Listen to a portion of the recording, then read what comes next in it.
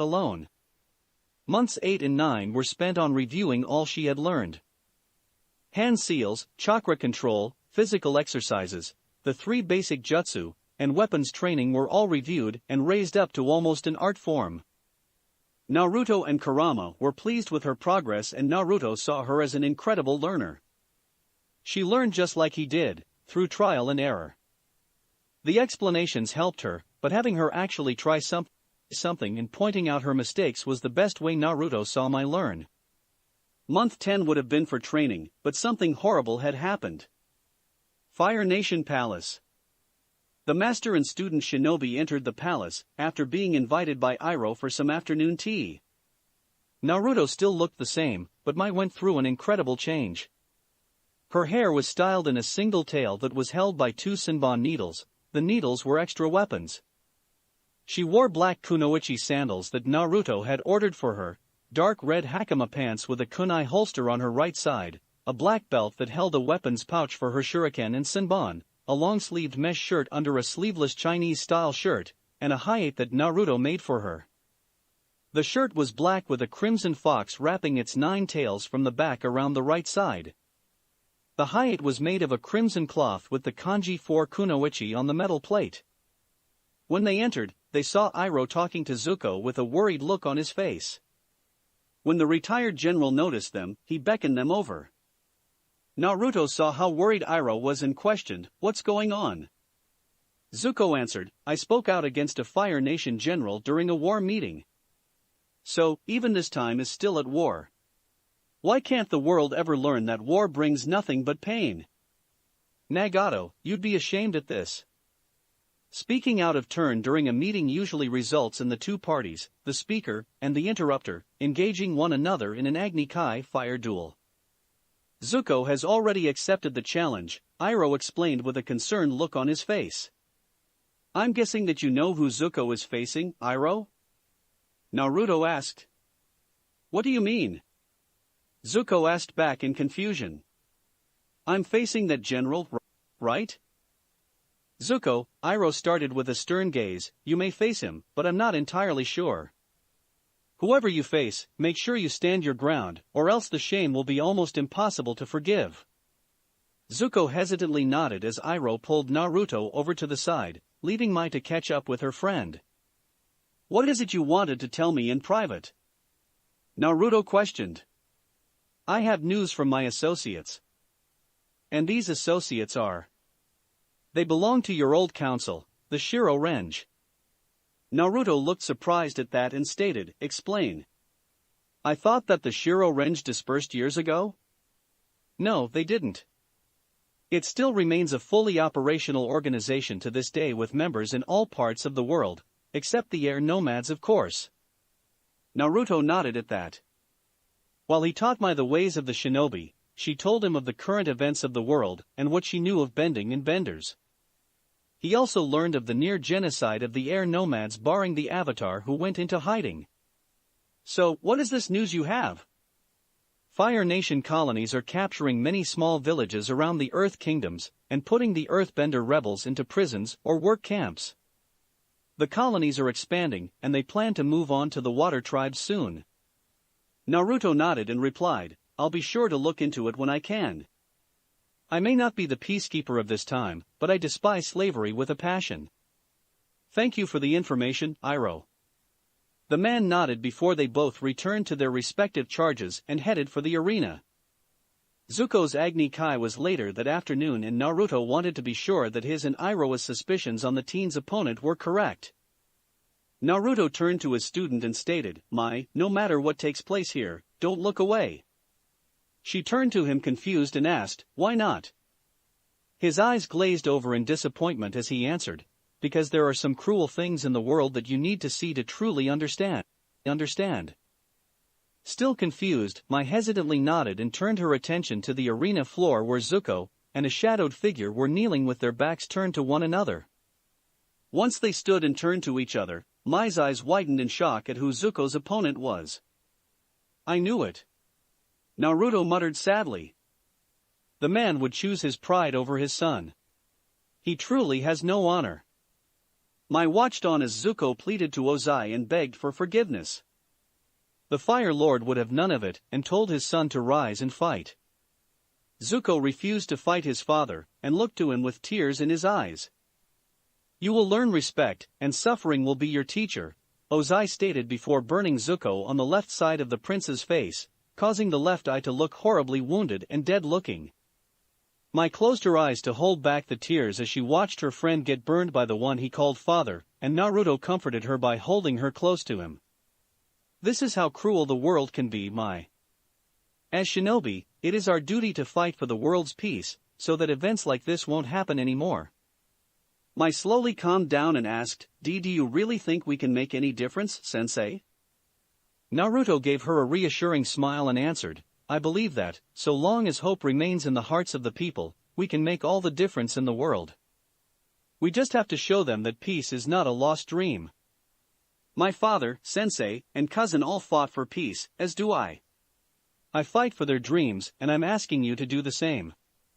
Will you help me show the world that peace is not impossible, Mai?" The Nara descendant wiped her eyes and gazed at her teacher determinedly.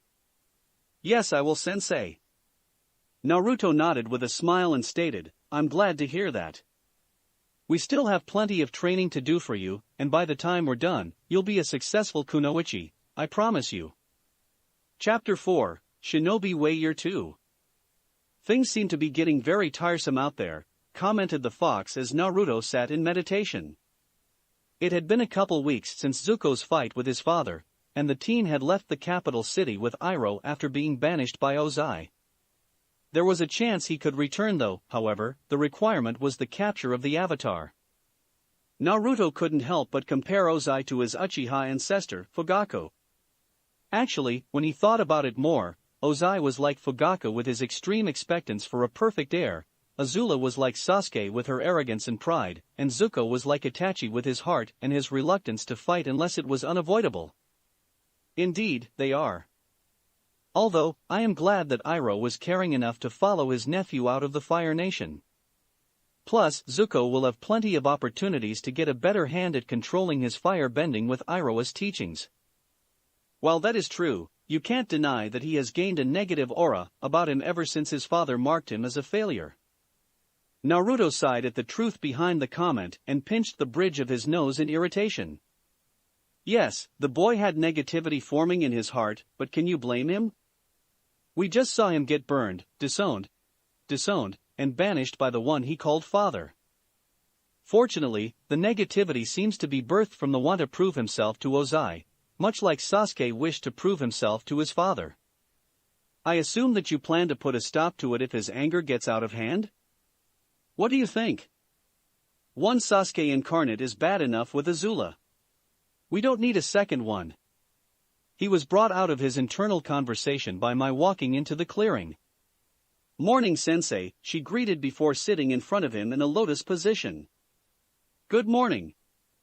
I believe that I have come up with a reasonable schedule for your second year of training. At her patient expression, Naruto continued, the year will be divided into 4 segments. The first will be reviewing what you know and increasing your skills with the basics and simple battle tactics. To do this, I'll have you spar with a clone of mine. Do you really think I'll be able to keep up with you, sensei? Asked the girl with a deadpan stare. No, which is why my clone will not use any jutsu or chakra, only taijutsu. You will be allowed to use whatever you can at your disposal.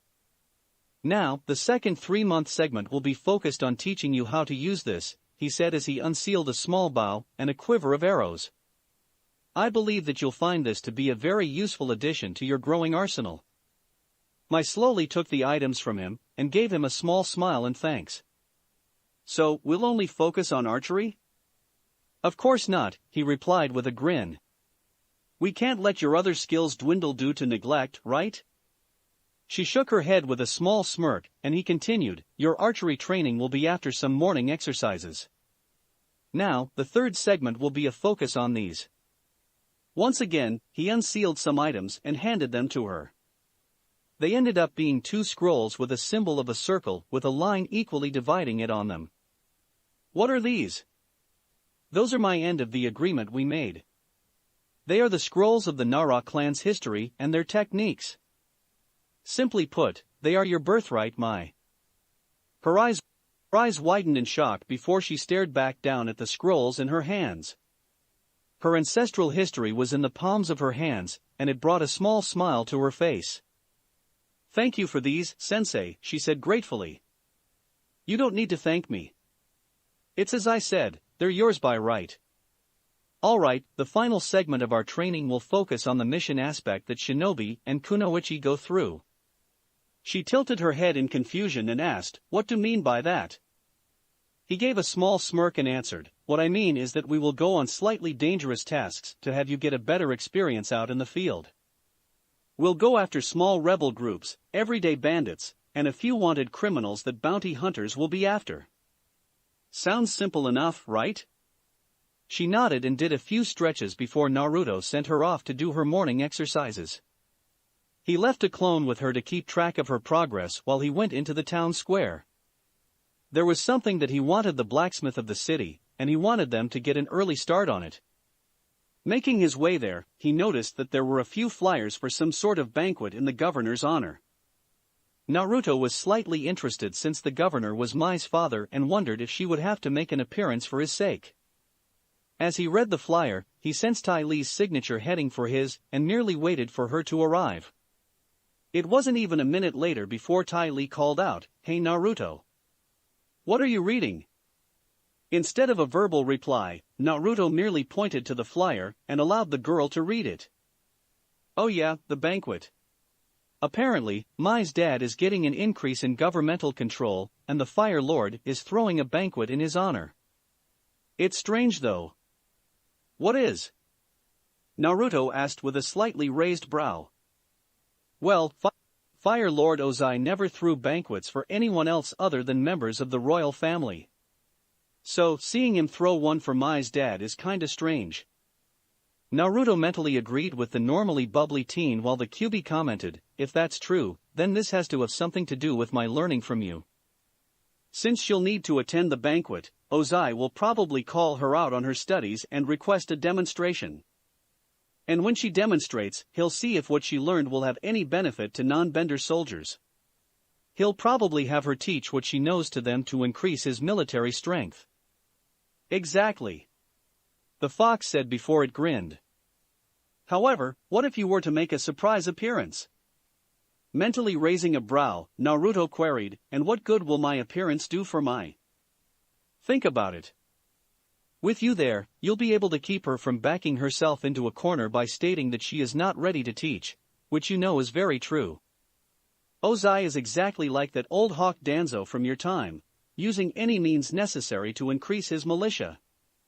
Using Mai, a 15-year-old girl, to pass on her hard-earned skills en masse is not beneath a man such as him." Naruto mentally nodded in agreement with the fox's arguments. "That is true. I guess I'll need to get myself some formal wear as well as what I originally wanted."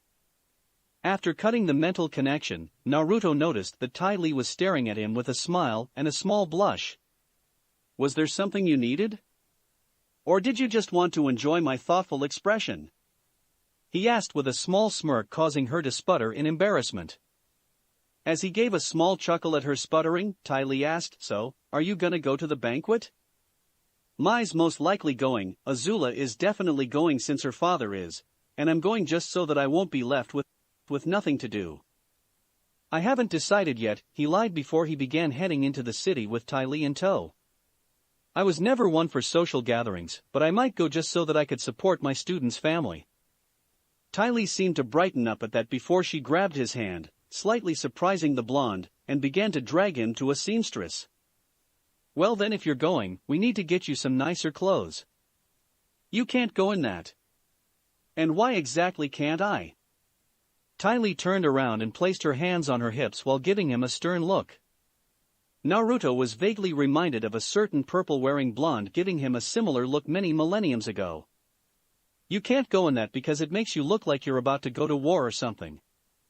Naruto just gave her a blank look at that and Ty Lee looked confused by it before what she said, and who exactly he was dawned on her, and she gave him a sheepish look. "Well, you know what I mean." Naruto shook his head exasperatedly before he complied. While he followed her, he silently made another clone and